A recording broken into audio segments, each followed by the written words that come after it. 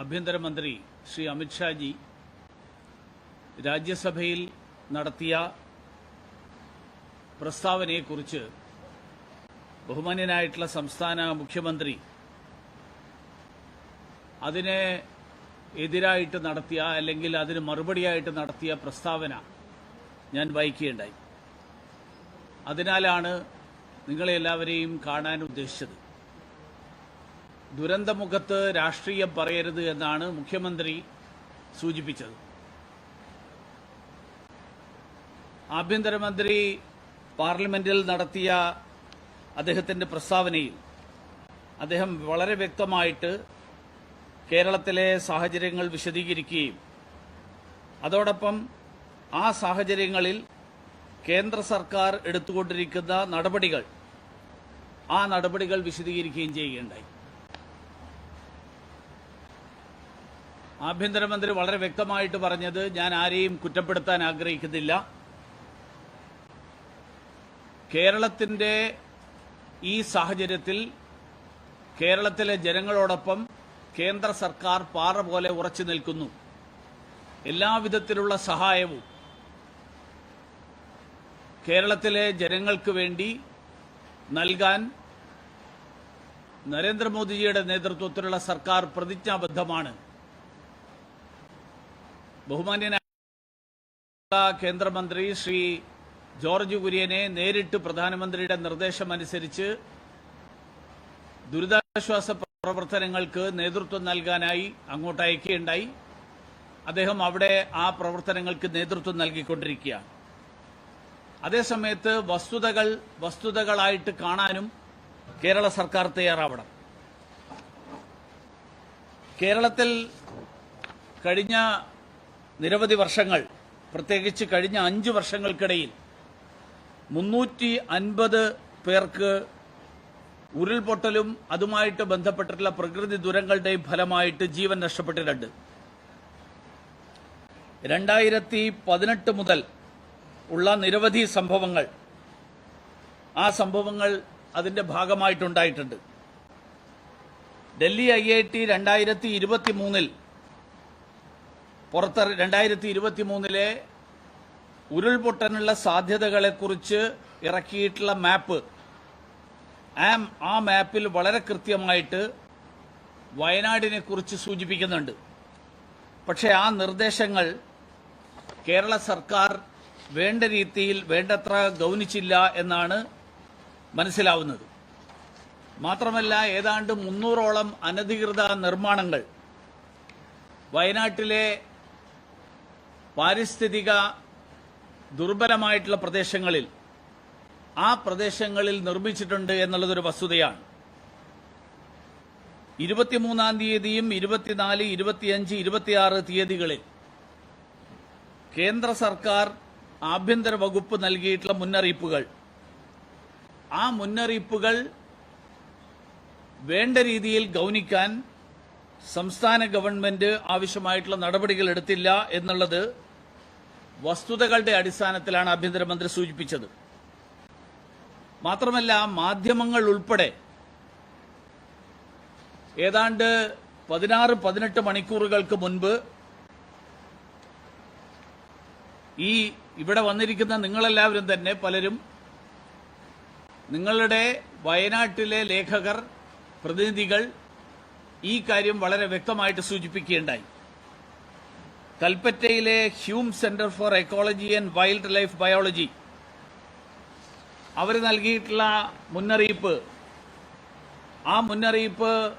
പത്രങ്ങൾ റിപ്പോർട്ട് ചെയ്തിട്ടുണ്ട്. മാത്രമല്ല, ആഭ്യന്തര വകുപ്പിന്റെ നിർദ്ദേശങ്ങൾ, ആഭ്യന്തര വകുപ്പിന്റെ മുന്നറിയിപ്പുകളിൽ വളരെ വളരെ കൃത്യമായിട്ട് സൂചിപ്പിക്കുന്ന ഒരു വസ്തുത, അതിതീവ്രമായിട്ടുള്ള മഴ, ആ മഴയ്ക്കുള്ള സാധ്യതകളും ആ മഴയുടെ പശ്ചാത്തലത്തിൽ very heavy rainfall, very likely, അതിൽ വിവിധ പ്രദേശങ്ങൾ പറഞ്ഞതിൽ കേരളമുണ്ട്. കേരളത്തിൽ തന്നെ ഉള്ള പ്രദേശങ്ങൾ പറഞ്ഞിട്ടുണ്ട്. അതിന്റെ പ്രത്യാഘാതങ്ങളെക്കുറിച്ച് പറഞ്ഞിട്ടുള്ളത് possibilities of damage to vulnerable structure, localised land slides, mud slides and land slips, mud slips, land sinks, mud sinks, ഇതൊക്കെ സംഭവിക്കാൻ സാധ്യതയുണ്ട്. അതിനെ തുടർന്ന് എടുക്കേണ്ട നടപടികൾ, ആ നടപടികളെക്കുറിച്ച് വളരെ കൃത്യമായിട്ട് പറഞ്ഞിട്ടുണ്ട്. അങ്ങനെയുള്ള എല്ലാ വിവരങ്ങളും IMDയുടെ മുന്നറിയിപ്പുകൾ, ആഭ്യന്തര വകുപ്പിന്റെ മുന്നറിയിപ്പുകൾ, ഈ മുന്നറിയിപ്പുകളൊക്കെ പുറപ്പെടുവിച്ചതിന് ശേഷവും കേരള സർക്കാരിന്റെ ബന്ധപ്പെട്ട വകുപ്പുകളുടെ ഭാഗത്ത് നിന്ന് ഈ മുന്നറിയിപ്പുകളെ ഗൗരവത്തിലെടുത്തില്ല എന്നുള്ളതാണ് ഈ ദുരന്തത്തിന്റെ വ്യാപ്തി ഇത്രയും വലുതാവാനുള്ള കാരണം. ദുരന്തം തടയാൻ, അല്ലെങ്കിൽ പ്രകൃതി ദുരന്തം, ആ പ്രകൃതി ദുരന്തം ആർക്ക് തടയാൻ സാധിക്കില്ല. പക്ഷേ ആളപായം, മനുഷ്യനാശം, ആ മനുഷ്യനാശം തടയാനാവശ്യമായിട്ടുള്ള നടപടികൾ, ആ നടപടികളാണ് ആളുകളെ ഒഴിപ്പിക്കൽ തുടങ്ങിയിട്ടുള്ള നിരവധി കാര്യങ്ങൾ. ഉരുൾപൊട്ടൽ ഉണ്ടാകുന്നുണ്ട് എന്ന് വാർത്താ മാധ്യമങ്ങളുടെ റിപ്പോർട്ടുകളിൽ ആ പ്രദേശത്തുള്ള ആളുകൾ തന്നെ പറയുന്നത് കേരളത്തിലെ തന്നെ മാധ്യമങ്ങൾ റിപ്പോർട്ട് ചെയ്തിട്ടുണ്ട്. അങ്ങനെയിരിക്കെ മുന്നറിയിപ്പുകൾ കിട്ടിക്കഴിഞ്ഞാൽ മുന്നറിയിപ്പിന്റെ ടെക്നിക്കൽ, സാങ്കേതികമായിട്ടുള്ള കാര്യങ്ങളിൽ പിടിച്ചുകൊണ്ട് ഞങ്ങൾക്ക് കിട്ടിയ അലർട്ട് ഇത്രയേ ഉണ്ടായിരുന്നുള്ളൂ, 200 ml പകരം 250 ml ആയി, ഈ തരത്തിലുള്ള കണക്കുകൾ ഉദ്ധരിച്ചുകൊണ്ട് സ്വന്തം വീഴ്ചകൾ ന്യായീകരിക്കാൻ ശ്രമിക്കുന്നതിന് പകരം ഈ വീഴ്ചകൾ ആവർത്തിക്കാതിരിക്കാനുള്ള നടപടികൾ, ആ നടപടികളാണ് സംസ്ഥാന സർക്കാരിന്റെ ഭാഗത്ത് നിന്ന് കേരളത്തിലെ ജനങ്ങൾ പ്രതീക്ഷിക്കുന്നത്. അതുകൊണ്ട് കേന്ദ്ര ആഭ്യന്തരമന്ത്രി രാജ്യസഭയിൽ നടത്തിയിട്ടുള്ള പ്രസ്താവനയുടെ അന്തസത്ത, കേരളത്തിലെ ജനങ്ങളോടൊപ്പം നരേന്ദ്രമോദി സർക്കാർ നിൽക്കുന്നു, ആഭ്യന്തര വകുപ്പിന്റെയും പ്രതിരോധ വകുപ്പിന്റെയും സമ്പൂർണമായിട്ടുള്ള പിന്തുണയോടുകൂടിയിട്ടാണ് വയനാട്ടിലെ ദുരന്ത നിവാരണത്തിന് വേണ്ടിയിട്ടുള്ള, വിവിധ പുനരധിവാസത്തിന് വേണ്ടിയിട്ടുള്ള പ്രവർത്തനങ്ങൾ നടക്കുന്നത്. പക്ഷെ അതേസമയത്ത് ഈ വസ്തുതകൾ പാർലമെന്റിന്റെ മുൻപിൽ അവതരിപ്പിക്കാതിരിക്കുന്നത് വസ്തുതകൾ മറച്ചുവെക്കലായിരിക്കും. അതുകൊണ്ട് ആഭ്യന്തരമന്ത്രി വസ്തുതകൾ പാർലമെന്റിൽ മുന്നിൽ വെക്കാൻ നിർബന്ധിതമായത് മാർക്സിസ്റ്റ് പാർട്ടിയുടെ തന്നെ മെമ്പർമാര് അവരുന്നയിച്ച ആരോപണങ്ങളുടെ ഫലമായിട്ടാണ്. ഇന്ത്യയിലുണ്ടായിട്ടുള്ള 3000-ലധികം പ്രകൃതി ദുരന്തങ്ങളിൽ, അല്ലെങ്കിൽ മണ്ണൊലിപ്പുകളിൽ, ഉരുൾപൊട്ടലുകളിൽ 2000-ലധികം കേരളത്തിലാണ്. ഞങ്ങള് ബജറ്റ് ചർച്ചയ്ക്കിടയിൽ ധനകാര്യമന്ത്രിയോട് അഭ്യർത്ഥിച്ചു, കേരളത്തിന് വേണ്ടിയിട്ടുള്ള സഹായമൊന്നും ചെയ്തിട്ടില്ല, മറ്റുള്ളവരുടെയൊക്കെ പേര് പറഞ്ഞ് സഹായിച്ചു. ഈ തരത്തിലുള്ള രാഷ്ട്രീയ ആരോപണങ്ങൾ ഉന്നയിച്ച പശ്ചാത്തലത്തിൽ വസ്തുതകൾ പാർലമെന്റിന്റെ മുൻപാകെ വെക്കുക എന്നുള്ളത് ആഭ്യന്തരമന്ത്രിയുടെ പാർലമെന്റിനോടുള്ള ഉത്തരവാദിത്തത്തിന്റെ ഭാഗമായിട്ടാണ്. അതിൽ ഇനി മുന്നോട്ട് ഇത്തരത്തിലുള്ള സംഭവങ്ങൾ ആവർത്തിക്കാതിരിക്കാൻ ആവശ്യമായിട്ടുള്ള നടപടികൾ സംസ്ഥാന സർക്കാരിന്റെ ഭാഗത്ത് നിന്ന് എടുക്കുന്നതിന് പകരം 2018 കേരളം ഇതുവരെ കണ്ടതിൽ വെച്ച് ഏറ്റവും വലിയ പ്രളയമുണ്ടായതിനു ശേഷവും എന്ത് നടപടിയെടുത്തു എന്നുള്ള ചോദ്യം കഴിഞ്ഞ 6 വർഷക്കാലമായിട്ട് കേരളത്തിൽ ഉയർന്നു വരികയാണ്. എന്തായിരുന്നു ആ പ്രളയത്തിന് കാരണം? ആ പ്രളയം ഇനിയും ആവർത്തിക്കാതിരിക്കാനുള്ള നടപടികൾ എന്താണ് സംസ്ഥാന സർക്കാർ കൈക്കൊണ്ടിട്ടുള്ളത് എന്നുള്ള ചോദ്യത്തിന് ഇന്നുവരെ ഉത്തരം നൽകപ്പെട്ടിട്ടില്ല. അതേപോലെ വീണ്ടും ഒരു ദുരന്തം കൂടി ഇപ്പോൾ കേരളത്തിൽ ഉണ്ടായിരിക്കുന്നു. അങ്ങനെയുള്ള ദുരന്തങ്ങൾ ഇനിയും ആവർത്തിക്കാതിരിക്കണമെങ്കിൽ ഇതുപോലെയുള്ള മുന്നറിയിപ്പുകൾ അതിന്റെ ഗൗരവത്തിലെടുക്കുകയും അതിനെ ഉൾക്കൊണ്ടുകൊണ്ട് വീഴ്ചകൾ മനസ്സിലാക്കി അത് തിരുത്താൻ വേണ്ടിയിട്ടുള്ള നടപടികൾ, ആ നടപടികളാണ് സംസ്ഥാന സർക്കാരിന്റെ ഭാഗത്ത് നിന്ന് ഉണ്ടാകേണ്ടത് എന്ന് ഒരിക്കൽ കൂടി ഞാൻ സംസ്ഥാന മുഖ്യമന്ത്രിയെയും സംസ്ഥാന ഭരണകൂടത്തെയും ഓർമ്മിപ്പിക്കാൻ ഞാൻ ഈ അവസരത്തിൽ ആഗ്രഹിക്കുകയാണ്.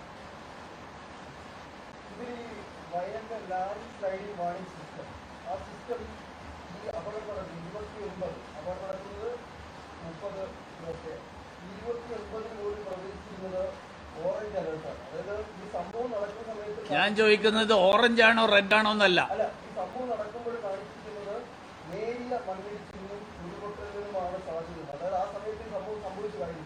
ഞാൻ പറയുന്നത് IMDയും ആഭ്യന്തര വകുപ്പും നൽകിയിട്ടുള്ള മുന്നറിയിപ്പിന്റെ രേഖകൾ ഉദ്ധരിച്ചുകൊണ്ടാണ് ഞാനിപ്പോൾ വായിച്ചത്. അതിൽ മുന്നറിയിപ്പിൽ വളരെ കൃത്യമായിട്ട് ആഭ്യന്തര വകുപ്പ് നൽകിയിട്ടുള്ളതിന്റെ രേഖകളിൽ ഒഴിപ്പിക്കൽ ഉൾപ്പെടെയുള്ള കാര്യങ്ങൾ പറയുമ്പോൾ ആ ഒഴിപ്പിക്കൽ, അതുപോലെ മുന്നറിയിപ്പ് അതിതീവ്രമായിട്ടുള്ള മഴയുണ്ടാകും എന്ന് വന്നു കഴിഞ്ഞാൽ ഭൂചലനത്തിന് അല്ലെങ്കിൽ മണ്ണൊലിപ്പിന് ഉരുൾപൊട്ടലിന് സാധ്യതയുള്ള പ്രദേശങ്ങളിൽ അതിതീവ്രമായിട്ടുള്ള മഴയുണ്ടായിക്കഴിഞ്ഞാൽ അവിടെ നിന്ന് ആളുകളെ ഒഴിപ്പിക്കണം എന്നുള്ളത് സംസ്ഥാന ദുരന്ത നിവാരണത്തിന് നേതൃത്വം നൽകുന്ന മുഖ്യമന്ത്രിയുടെ നേതൃത്വത്തിലുള്ള സംവിധാനത്തിന് ഇതുവരെ മനസ്സിലായിട്ടില്ലെങ്കിൽ അതിന്റെ വീഴ്ച സംസ്ഥാന സർക്കാരിലെ ഈ കാര്യങ്ങൾ കൈകാര്യം ചെയ്യുന്ന ആളുകളുടേതാണ്.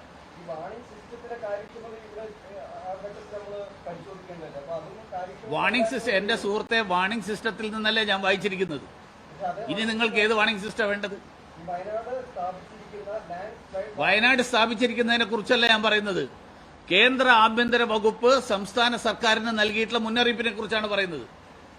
ആ മുന്നറിയിപ്പിൽ എന്ത് നടപടികൾ എടുക്കണം എന്ന് വളരെ വ്യക്തമായിട്ട് സൂചിപ്പിച്ചു കഴിഞ്ഞാൽ പിന്നെ അതിന്റെ സാധുതയെക്കുറിച്ച് കൂടുതൽ അന്വേഷണം നടത്തുന്നതിന് പകരം മുന്നറിയിപ്പ് ഉൾക്കൊണ്ടുകൊണ്ട് കേരള ഡിസാസ്റ്റർ മാനേജ്മെന്റ് അതോറിറ്റി, ആ ഡിസാസ്റ്റർ മാനേജ്മെന്റ് അതോറിറ്റി 2020 തന്നെ 2020 വളരെ വ്യക്തമായിട്ട് സൂചന നൽകിയിട്ടുണ്ട്. ഈ പ്രദേശങ്ങളിലെ പാരിസ്ഥിതിക ദുർബലാവസ്ഥയെക്കുറിച്ച്, ഉരുൾപൊട്ടലുകളിലുള്ള സാധ്യതയുള്ള സ്ഥലങ്ങൾ എന്നുള്ള നിലയിൽ ഈ സ്ഥലങ്ങളെക്കുറിച്ച്. പക്ഷെ ഇതൊക്കെ ഉണ്ടായതിനു ശേഷവും കേരള ഗവൺമെന്റ് ഇപ്പോൾ പുതുതായിട്ട് പ്രപ്പോസ് ചെയ്തിരിക്കുന്നത് എന്താ? 2000 കോടി ചെലവഴിച്ചുകൊണ്ട് അതിൽ നിന്ന് 2 കിലോമീറ്റർ ദൂരെയുള്ള സ്ഥലത്തുകൂടി പുതിയ ടണൽ ഉണ്ടാക്കാൻ വേണ്ടിയിട്ടുള്ള പ്രപ്പോസലാണ് കൊടുത്തിരിക്കുന്നത്. ആ പ്രപ്പോസലും ഈ മുന്നറിയിപ്പും എങ്ങനെ ഒരുമിച്ച് പോവുക? ഇത് ഞാൻ ഈ തലേ ദിവസം കൊടുത്ത മുന്നറിയിപ്പിനെ കുറിച്ച് മാത്രമല്ല പറയുന്നത്. കഴിഞ്ഞ 5 വർഷക്കാലമായിട്ട് വിവിധ ഏജൻസികൾ കൊടുത്തിട്ടുള്ള മുന്നറിയിപ്പുകൾ, ആ മുന്നറിയിപ്പുകൾ അവഗണിച്ചുകൊണ്ട് ഗാഡ്ഗിൽ കമ്മീഷനും കസ്തൂരിരംഗൻ കമ്മീഷനും അടക്കം ശുപാർശ ചെയ്ത കാര്യങ്ങൾ തള്ളിക്കളഞ്ഞുകൊണ്ട് വയനാട്ടിലെ നിരവധി പ്രദേശങ്ങളിൽ ആ പ്രദേശങ്ങൾ പാരിസ്ഥിതിക ദുർബല പ്രദേശങ്ങളാണ് എന്ന് ചൂണ്ടിക്കാണിച്ചത്, ആ ചൂണ്ടിക്കാണിച്ചതൊക്കെ മറച്ചു പിടിച്ചുകൊണ്ട് വീണ്ടും അവിടെ നിർമ്മാണ പ്രവർത്തനങ്ങൾക്ക് അനുമതി കൊടുക്കുന്ന ഒരു സാഹചര്യം 2020 കേരള ഡിസാസ്റ്റർ മാനേജ്മെന്റ് അതോറിറ്റി ജില്ലയിലെ 18 ഉരുൾപൊട്ടലുള്ള സാധ്യതകളുള്ള സ്ഥലങ്ങളിലൊന്ന് ആയിട്ട് മുണ്ടക്കൈ ഐഡന്റിഫൈ ചെയ്തിരുന്നു. ആ മുന്നറിയിപ്പ് സംസ്ഥാന സർക്കാരിന്റെ മുന്നിലുണ്ട്. 4000-ഓളം ആളുകളെ വയനാട്ടിലെ പശ്ചിമഘട്ടങ്ങളുടെ കിഴക്കൻ ഭാഗത്ത് നിന്ന് ഒഴിപ്പിക്കുന്നതിനെ കുറിച്ചുള്ള മുന്നറിയിപ്പ് നൽകിയിട്ടുണ്ട്. 2018 തൊട്ട് 100ഓളം ഉരുൾപൊട്ടലുകൾ ഈ പ്രദേശത്തുണ്ടായിട്ടുണ്ട്. മുണ്ടക്കയിൽ മാത്രം 1984-ലും 2020-ലും അതിനുശേഷം ഇപ്പോൾ ഏറ്റവും ഒടുവിലത്തെ ഈ ഉരുൾപൊട്ടലും ഉണ്ടായിട്ടുണ്ട്.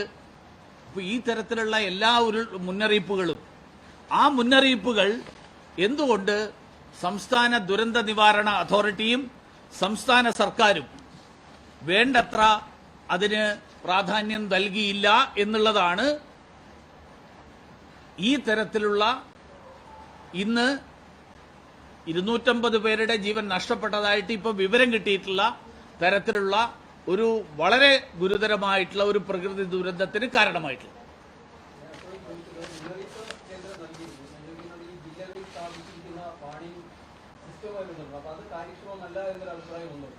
ഞാൻ ചോദിക്കട്ടെ, അതിനെക്കുറിച്ചല്ലല്ലോ എന്റെ ചോദ്യം.